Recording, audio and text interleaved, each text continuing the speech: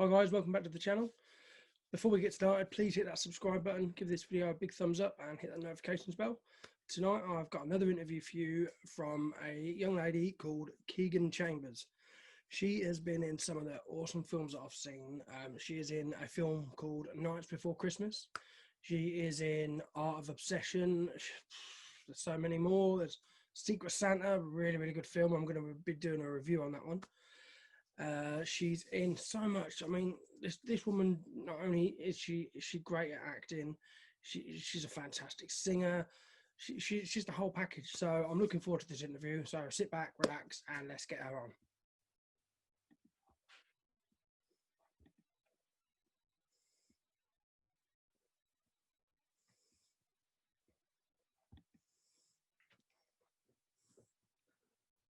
Hello? Hello, how are we doing? Hey, I'm good. How are you? Yeah, good, thank you. Good, thank you. Good. It's good to finally meet you. Likewise. I really enjoyed your review of Nights Before Christmas. Good. It was a brilliant film. Absolutely loved it. I'm glad to hear it. Really good film. Really good. Thank you for doing this. Like I say, sorry I had to change the day. Oh my gosh, don't worry about it. Don't worry about it at all. Yeah, we made it in the end. That's right. That's right. So how's life over there for you? Is it going well? Yeah, like quarantine's actually been pretty good to me. I moved in with my boyfriend right at the beginning of like when the lockdown first happened. And I've been here ever since. We recently renovated the basement, made it a little, we put up a bunch of, this is a sound panel here, because my boyfriend is an audio engineer, so he's been mixing, and yeah, it's been good. We've been working on a lot of music, and I ended up going back to work in September, so I didn't have to be off work for too long, which is good. But yeah, it's been good. You've got a website, haven't you? www.keeganchambers.com. I do, yeah. Yeah, I've listened to the album. You the song. have? Yeah, I have. Yeah. Oh, Yeah. thanks. Yeah. It's really. You've got a really unique voice. I really enjoyed it. Thank you. I really appreciate that. Is that so? Is music quite a big thing for you? Do you like? Is that a bigger passion for you, or? Um, it's actually funny you asked me that question today because like people would always tell me like you have to pick between acting and music. You can't do both. It's just simply not done, or whatever the reasons would be, but I always said I would never choose between the two because I enjoyed them so much. But as of lately, I've definitely been leaning more into music and more kind of realizing that like that's like what I don't want to say like what I'm meant to do, but at the same time it feels like ever since I just jumped in with both feet to music, it just feels like everything's coming up Keegan. Like it just things just keep falling into place, and like I recently got accepted or got a grant, the Factor Canada grant, and like never in a million years did I think that the government was going to give me money to make music, like never in a million years. So I think now I'm definitely leaning more towards music, but and also just because like I'm working as a production assistant on a TV show here, and so it doesn't really allow for a lot of like time to go to auditions. Not that much auditioning is happening now anyways, but I mean, I'm always keeping that door open. It's just like I'm not like grinding and like submitting myself to like smaller projects and stuff like I used to be, because I'm just, I guess focused on music these days. Do you write your own songs? Are they the songs you wrote? I do. So I don't actually play any instruments. I'm just like not that talented.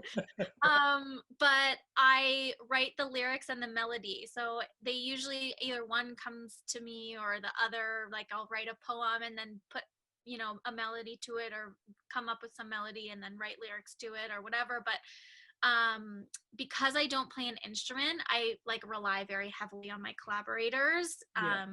And so it's like it's always a co-write, because the song always ends up kind of somewhere a little bit different than it first came up in my head, but that's like the best part of it. It's like making a movie. It's like you go in with a script and at the end you're like, okay, well, we had to like change all this stuff because the location didn't work or that we didn't have the budget for that. And it ends up being something completely different and everyone's doing their input and actors are improving. And it's just like, it's so much fun to see it just kind of from the beginning to end and how it transforms. It's super cool.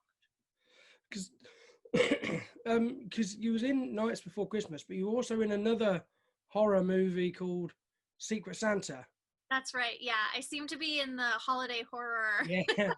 niche. I actually watched Secret Santa today.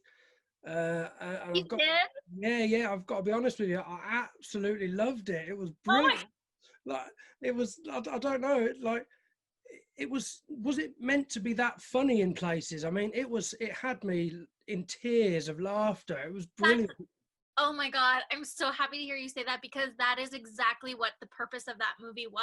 Like the director, Mikey McMurran, has been very clear about the fact that it's a throwback to like the 80s slasher horror movies. Yeah. And like it's, it's grainy on purpose, it's funny on purpose, Yeah. everyone's spitting out blood on purpose, like it's all on purpose and it's so perfect. And like when people don't get it, they don't get it, Yeah. and it's like, Yeah. no, but you don't get it. So I'm so glad that you get it. Yeah, I'm going to review it later on tonight. Oh no way, that's sick. Yeah. Honestly, I thought it was brilliant. Like when I first put it on, it did take me a couple of minutes, and then I realised the camera work was meant to be like that. And as the film went on, it had me laughing more and more all the way through the film. And like I said, it's the whole package. It's got comedy, it's got gore, it's got everything in it, and I absolutely loved it. So yeah. God, does it ever have gore? That's like where the entire budget went. Yeah, it's super fun. It's super fun, and it's funny because I have like to this day. I think it came out in like 2015. But to this day, I have people who reach out to me every Christmas and like, oh, it's our yearly. That's like what we watch on Christmas with the family, and I'm like, okay, sick. You and your family are seeing my naked butt. Like, so funny, but I love it. Like it's like this secret little cult classic. Yeah, because it didn't end very well for you in that movie, did it? I mean, no. The bit where he threw the hairdryer and it come out the plug come out the wall. That was it. I was gone. I still laugh every time I watch that scene. I still laugh every time. So was it meant like did you fall into horror by accident, or was it something that you was looking to do? So that movie was directed by Mikey McMurran, and he's actually the reason why I'm an actor at all. Because when I was going to Laurier University for languages, and having a background in music, I saw a sign that said auditions room, C34 at 7 p.m. and I just like assumed it was for music. So I dragged my my floor mate along with me, and we go, and the lady's sitting outside of the room with a table, and there's all these pieces of paper, and she's like, okay, just like, do you have a monologue prepared? And I was like, a what? And she goes, okay, well, just pick one, and whenever you're ready, take your time, whenever you're ready, you can go in. And I was like, oh, excuse me. I had no idea what was going on. And so she was like, oh yeah, like it's the Waterloo Fringe Festival, and they're doing movies and plays, and it's all student directed, written, all that stuff. And I was like in first year university. I was like, I'm here to try new things, make new friends, get out of my comfort zone. So I picked the monologue from Clue. Are you familiar with the movie Clueless? Yes, yeah. Okay, so the scene where she's in class and she's doing a speech, and she's basically comparing immigration, like the Haitian immigration, to people RSVPing to her dad's birthday party. So I do that, and it just so happened that like a bunch of people were looking for like the ditzy blonde character in their project that year, and Mikey came running out of the room, because the way that you audition is like every director or writer or whatever from each project is in the room for each person's audition, and then you like draw straws, because Laurier isn't like an acting school, so there's not like a lot of like acting talent there. So So yeah, so anyways, Mikey comes running out after my audition and he's like, you have to be in my movie. And I was like, what? Like, me? Like, are you kidding? And so he actually got in a little bit of trouble for that because you're supposed to like draw straws. So anyways, the person who drew straws for me, I was his name is escaping me, but the play that we did was called Hero Man, and it was like super funny, but also Dizzy Blonde character. So I did that, and then I also did his short film that year, and then Mikey just like kept doing short films and kept writing me into projects. And then finally with Secret Santa, I was like working with actors who like were doing other jobs that they were getting paid, and I was like, should I like take an acting class or something? Like I was starting to get really self-conscious, and I was like, this is a feature film. This, like, I'm so excited. And from then I talked to Annette Wozniak, who's also in Secret Santa. She plays Nikki, Naughty Yeah. Nikki. The, And I can't remember. yeah, I know. So so many good lines from that movie. But so I talked to her and I was like, I think I want to try to like be an actress. And she gave me all kinds of tips. She told me about Mandy. She told me about casting workbooks. She just gave me all this helpful information and made me like feel like I could like go out and do it. And then I kind of just like snowballed from there. So yeah. Yes, like I say, I've seen quite a bit of the stuff you're in. But I read online you do costume designs as well. Is that right? Well, I'm sure you know when you're working on such like a small budget uh, project, you kind of end up wearing a lot of hats. Yeah. So for Seeking Oblivion, which actually just premiered not too long ago, it's actually one of the first non-horror projects that I've been in. It's a drama, but I was in fashion school at the time, so I ended up doing costume and wardrobe design and set design for that project as well, because they were like, oh, you do fashion stuff, like you can do it. And I was like, sick, okay, yeah, no problem. And it ended up being way more work than I had anticipated. I'm like using my uncle's pill crushing machine to make fake cocaine and like just all kinds of crazy stuff. I had one of my friends do a photo shoot with like her in the bathtub with like just naked with like smoking a joint, and I'm like, I just want like boobs and like a joint, and but I need the picture. And she's like, I'll do it. I was like, sick. Just like so many weird fun things. But yeah, so I did that for that movie. I haven't done it for anything else, but it was more just like we need someone to like manage that. Will you do it? And I was like, yeah, totally. Because you was in a short movie called Human Cattle. Yes. Now I haven't seen it. I've seen the trailer for it, and it looks pretty gross. It looks pretty sick. I mean, that was one of one of your first on-screen performances? Definitely not one of the first, but it was, so the person who wrote that and like came up with the concept and everything and shot it was Carlos Henriquez. Oh fuck. Anyways, Carlos from the Butcher Shop. Yeah. He, oh my god, first of all, he did all the special effects on Secret Santa, and he is just like brilliant. He's so good at what he does. He's such a professional, cool, down to earth dude. And anyway, so he came up with that concept, and he was like telling me about it, and he was like, I want you to play the lead. And I was like, okay, sick, like this is gonna be great. He's like, his whole thing was that he's been working with so many small budget projects that nobody can afford to do these like big crazy special effects that he really wanted to do. So he was like, I'm just gonna make my own short film. And well, technically it was like a proof of concept at first. He's like, I'm gonna do it myself, and we're gonna do all these crazy stunts that I want to do, and it's gonna be really bloody and crazy and just like crazy out there. It reminds me of Kung Fury. Have you seen that? No, I haven't seen it. I've heard of it, but haven't seen it. Definitely worth a watch. I think it's like 30 minutes long. 100% go watch it, but it reminds me of that because it's just like totally out there. But like again, people fucking love it, and it's so fun. Yeah. Because you've been in Is it? I can't remember what it's called now. Uh, uh, Age of the Living Dead. That's it. You was in that as well. Because wasn't Simon Phillips is it also in that, isn't he? Yes, also with Simon Phillips and also directed by Paul Tanter. Yeah, because I finally found it. It is out. It's on Amazon, so I can now actually sit and watch it and I get. think only season 1 is out though. Yes. Yes, yeah. Yeah. So I'm only in season 2 for one episode. Right. Um, and it hasn't come out yet and I haven't seen it. Although I did have to do some ADR, and so I have seen some of the footage, which I'm really excited about. But yeah, Paul definitely pushed me to my limits on that one a bit with my comfort zone. There's Yeah. some like stunt work with like fire and like Oh right. Okay.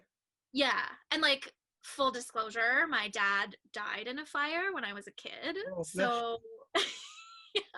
you. Yeah. So like Paul was like, "Are you gonna be okay with this?" And I was like, "Yeah, gotta, face my fears." But I was just like, ugh. And then recently, again, I was in this other thing called Bar Seekers for the 48-hour film festival. And again, they're like, "Okay, so yeah, we're gonna light the sword on fire." I was like, "Sick." Why does everyone want me to be so close to fire? But hey, that's it, and it's fun, and yeah, it's great. Bless you. You are kind of like an all-round package, aren't you? Like I say, you got the acting, you can sing. I mean, the doors are. There's going to be so many doors that you can go through eventually, and I think you're going to go. I really do think this is just the beginning for you. It's going to keep getting better and better and better, and everybody's going to know who you are soon, and yeah, I really do. I think you've got the whole package. So. Well, I appreciate you saying that so much. I will say I cannot dance, so I wouldn't call myself a triple threat. But I really appreciate you saying that. I hope that that's true, like I had a friend of mine message me this morning and he was like, John Mayer came on the radio the other day and I was with my friends and I was like, oh my God, you guys have to hear this. And he played the cover of the Slow Dancing in a Burning Room from the EP. Yes. Yeah. He turned it into a duet and he played it for his friends and his friends were like, yo, this is better than the original. I just woke up to that message and I was like, what? Like, what? Are you serious? You think that? It's crazy.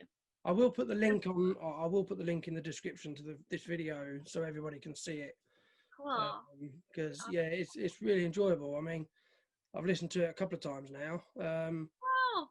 Yeah. So do you think maybe in the future as well, because like you like writing your own songs and you're singing, could you like put the two together and maybe write some songs for movies? Do you reckon that would be an option? Oh my. Oh no, I think we've frozen.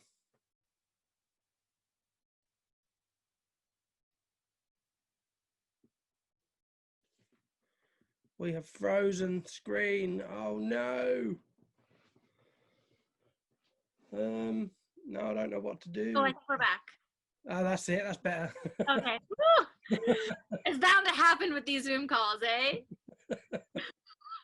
Yeah, I didn't know what to do then. I panicked. I was like, what do I do?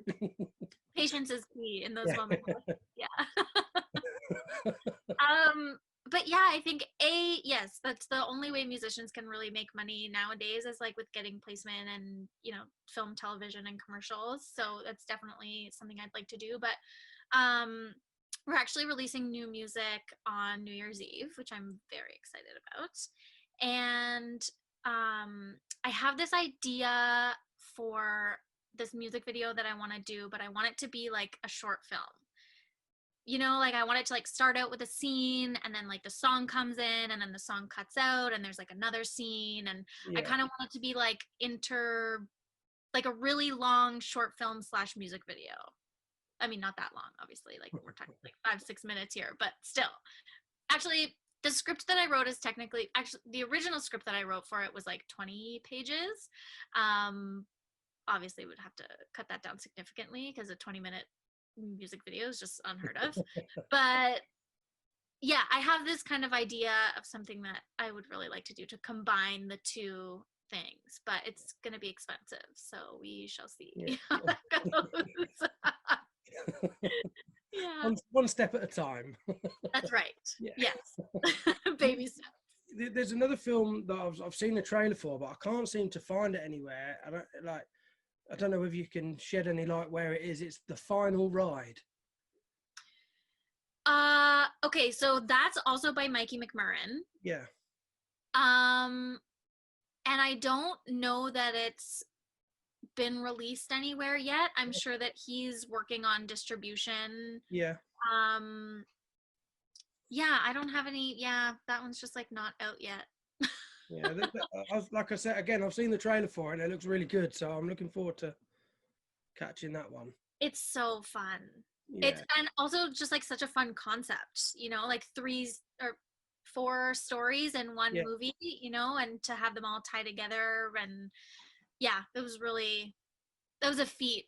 And also not same, but like similar vibe to Secret Santa, where like it's like Yeah. there's some really good intense moments, and then there's some moments where you're just like makes you laugh, and it's just great. It's just like the perfect horror.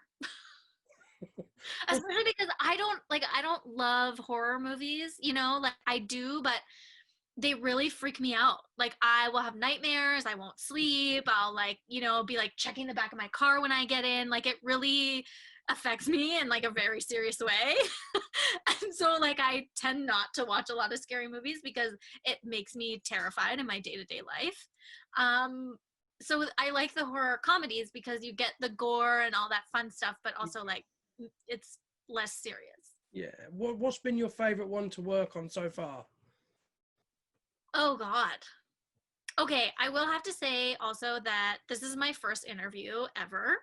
Oh, really? Yes. Oh, well, thank And you very much. um so there's that also, but good question. Never had to answer that before.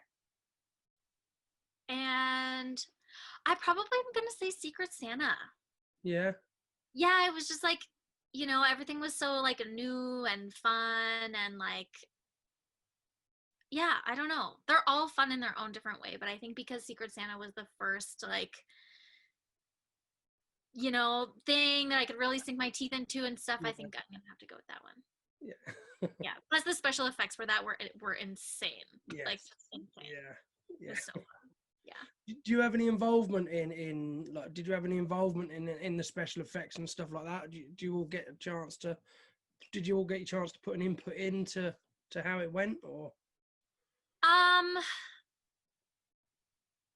like no. I mean, for my scene specifically, like there was never meant to mine like the nudity that I portray in the movie was never written into the script, but it was brought to my attention, not brought to my attention, it's fairly common knowledge that nudity in horror is like a thing. Yeah. And we're talking about how to sell the movie and stuff because I was also involved in like raising funds to have it made. And I was like, you know what? If you want to see my naked butt, like no problem. Like if that's gonna help sell the movie, like put it in there. I trust you guys, you know, like I had worked with Malco a bunch. I had known Mikey for so long. His fiance Maya was there. I was like, if ever there's gonna be Keegan nudity on screen, like it might as well be with these people that I know and trust and love behind the camera. And of course Carlos.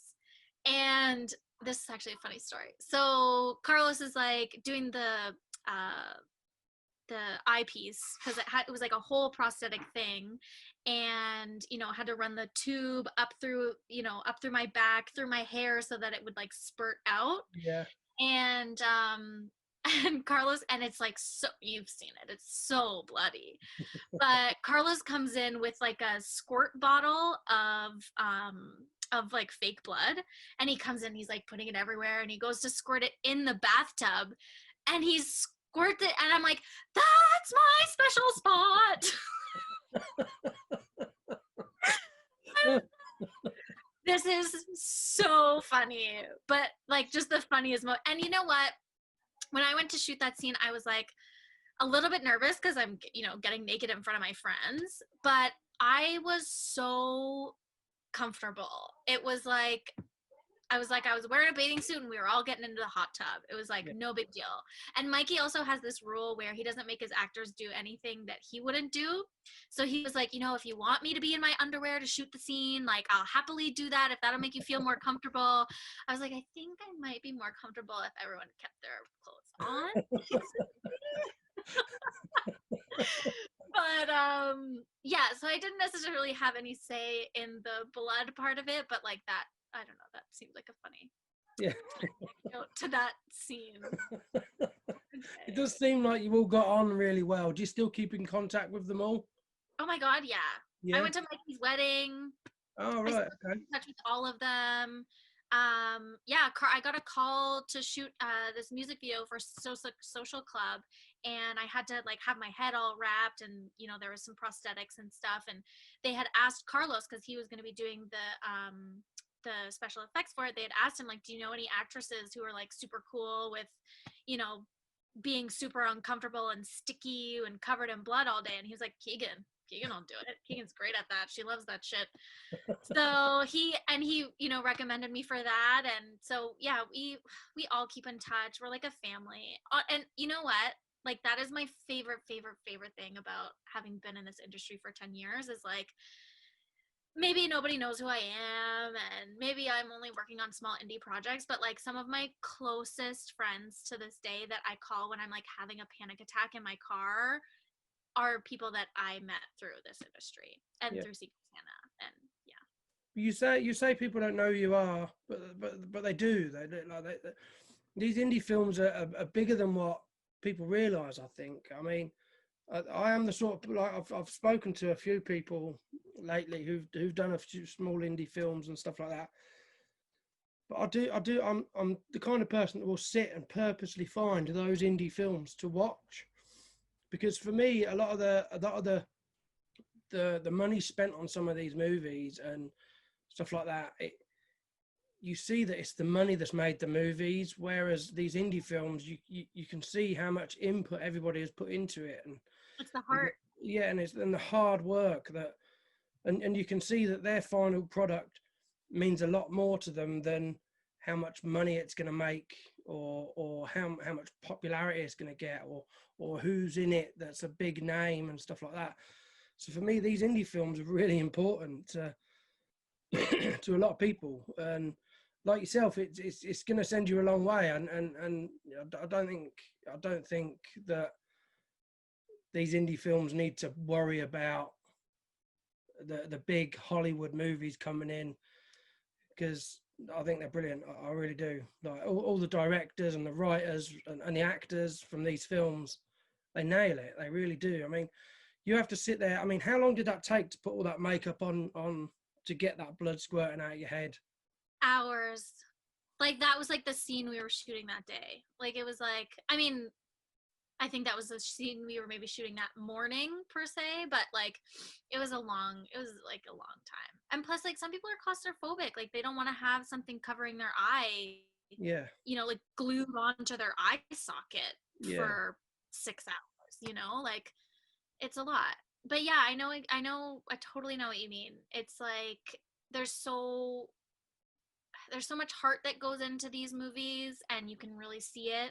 yeah, And not only that, but I find the stories are so much more interesting yeah, sometimes. And you know yeah, I don't know, yeah, there's something about it. You're right.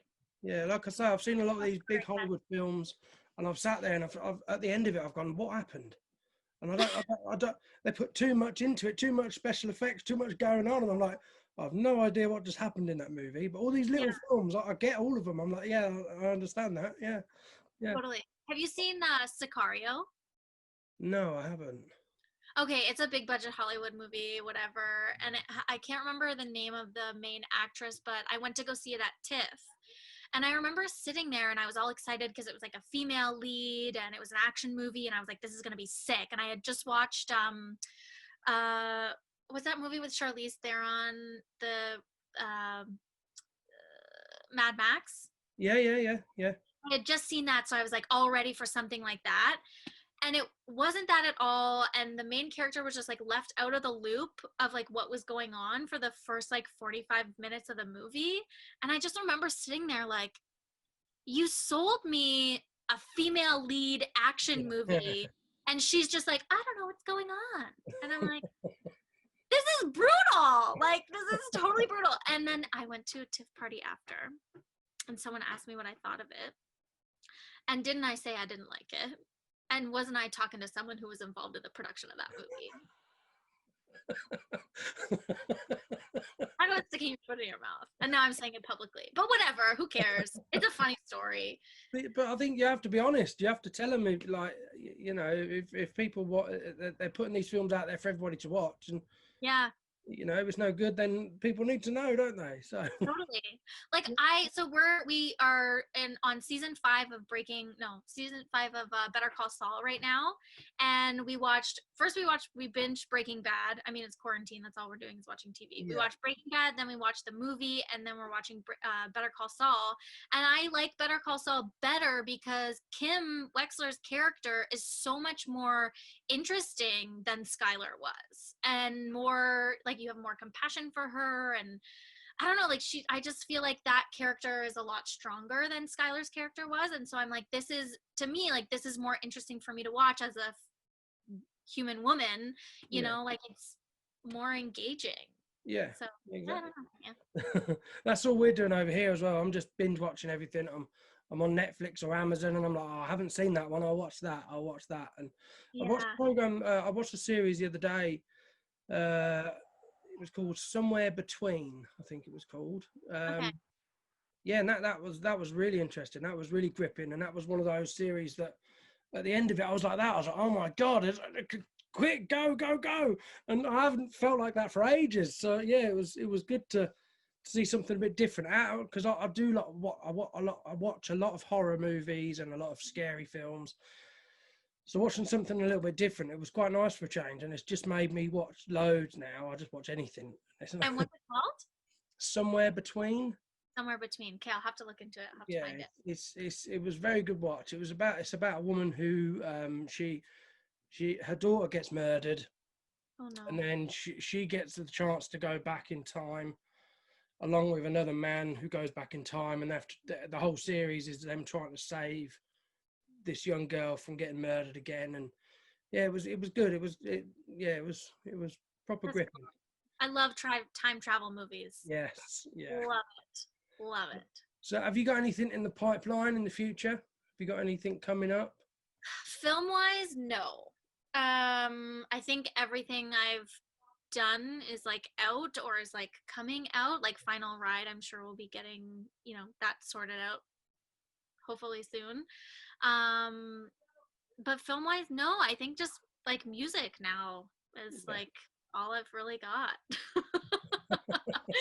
But yeah, new music on New Year's Eve, and then we're hoping to kind of just release consistently after that, you know. Is the new song going to be on your website as well? Is that going to be on there? Yeah, I'm trying to keep my website updated with like everything, so it'll definitely be there, but it'll also be everywhere: YouTube, Instagram, Spotify, Apple, all the places. Bandcamp. I recently started using Bandcamp. That rules. Yeah, I've not heard of that one. It's like Spotify or Apple Music, but like it gives you the opportunity to, I mean, I guess through iTunes you could pay for the music too, but like it's a lot easier to directly have your money go to the artist through Bandcamp than it is through any other streaming platform. So I think that's why I like it. I've got to point out that lamp behind you. What is that? That looks really cool. It's a feather lamp. Is it? It is the coolest. That is really smart. I like that. Yeah. It's got that at Winners. Do you have Winners there? No, we don't have that here. No. It's like a department store with brand names, but it's all like they're overstock, so it's like not maybe the best quality, but it's like extra stuff and it's always cheap. But yeah, we got that there. It's part of our renovated basement. It's kind of a mess, but I'll give you a little. Oh, there. That's the basement. Yeah, so that's our bedroom on that end, which is full of my clothes and stuff. and Daniel's mixing desk and stuff, and his new Rickenbacker bass guitar that I got him for his birthday because I'm the best girlfriend ever, and the TV that he won, which is Wow. the whole reason why we renovated the basement at all, and the sound panels, which fell on his head and gave him a concussion. I staple gunned my finger while working on these sound panels, so we've both bled to have this place be as nice as it is now. And yeah, we've pretty much just accepted the fact that we're going to be living in his parents' basement for a little while. Well, when it's that big, you don't really need to worry, do you? It's just a big basement. Totally. We've got the living room area, the bedroom area. We've got a privacy curtain. That's all you could need. Because you're in Canada, aren't you? Yes, we're in Toronto, like just north of Toronto in North York. Yeah. What's it like there weather-wise? Because here it's freezing cold. Oh my gosh, it's such a beautiful day today. It's only like 6 degrees, but it's sunny. So I went for a run this morning for the first time since like quarantine first started. My knee hurts a bit, but yeah, it's like such a beautiful day. Tomorrow it's supposed to be 9 degrees, so it's just nice. It's like cold, but it's not snowing yet, so we'll see. You get really bad snow out there, don't you? Brutal. Yeah, brutal Yeah. snow. We don't really get it here. We get a tiny little bit of snow, and the whole country panics. Like, oh my God, there's a little bit of snow, and no one can drive, and it's crazy. It's crazy. But then when you see your weather out there, you've got snow, like like snow as tall as you are. yeah. It's crazy. When I lived in Vancouver, I was only there for like 6 months, but I remember it snowing pretty heavily there, and it was like normal for me because I'm from Ontario where it snows like a lot. Yeah. And it was unusual for there because usually it's more like rainy there than snowy. Like it snows in Vancouver, but not like a lot, especially not downtown. And all the buses were getting stuck. Like people were not coming into work because there was like this much snow on the ground. They were just like not driving on the roads. It was crazy. Yeah. Well, here we're just like, yeah, put on your snow tires and get to it. Ain't nothing stopping us. Yeah. Right, I am going to let you go for the night because I know it's Saturday, but honest to God, I cannot thank you enough for. Oh my God! Well, thank you for having me on for my first ever interview. This was great. So easy. Yeah, honestly, I will be keeping an eye out for your new song on New Year's. I should be keeping an eye out for the final ride, and I honestly wish you all the success. I think you deserve it, and I think you've got all the talent there to keep on going for a long, long time. Thank you so much, and I wish you all the success as well. I hope that we become friends. We could just like be friends on Instagram now. Yeah, definitely. Yeah. Like I say, I'll do this review on Secret Santa, and cool. Yeah, there as well. And I can't wait to see it. I can't wait to hear all the things you think about that movie. It's so good. I'm so glad you enjoyed it. All right, well, I should let you go, but honestly, thank you so much, and hopefully we'll speak again soon. Definitely. All right, take care, Jamie. All right, thank you. Bye. Bye.